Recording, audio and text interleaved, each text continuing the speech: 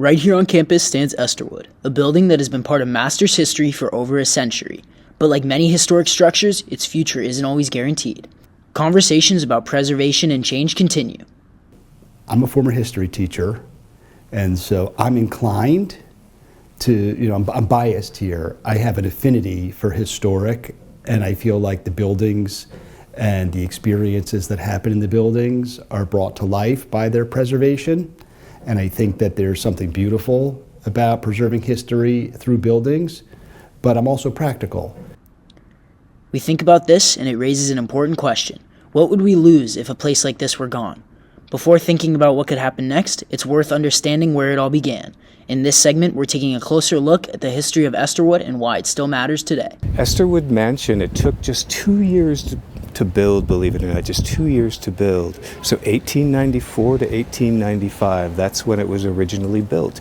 And it was used as a private residence. It was a home for James McComb, who was a wealthy man who owned a lot of property right here in Dobbs Ferry, and his daughters went to the master's school. A college was interested in buying the land, which would be the end of the master's school. Either Eliza B. Masters would have to move the school to Ohio, or more likely just cease to exist, the master's school.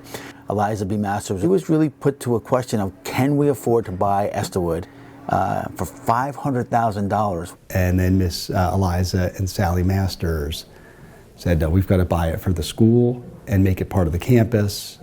And so they purchased it, and a year later, they moved current students into the second and third floor apartments. So from historical context, it was a significant moment for the school.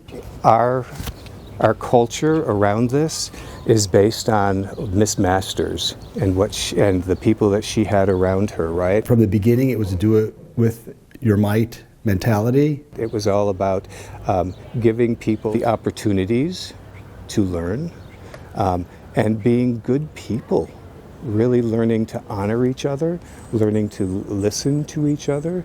And so in my mind, if it were not for the founders of this and people like Mr. McComb, who was actually on the board of trustees many years ago, we wouldn't have carried that tradition on as easily, I think. And so even though it put the school at a huge financial at risk, for then it's really a kind of a crazy amount of money, but she went ahead and bought it. And I'm glad she did, because we're still here today because of that decision. Estherwood has stood for over a century, and its story is far from over. History never disappears, and the only question is whether it's forgotten. This building is a part of Master's school culture, and it is the reason the school is still alive and here today.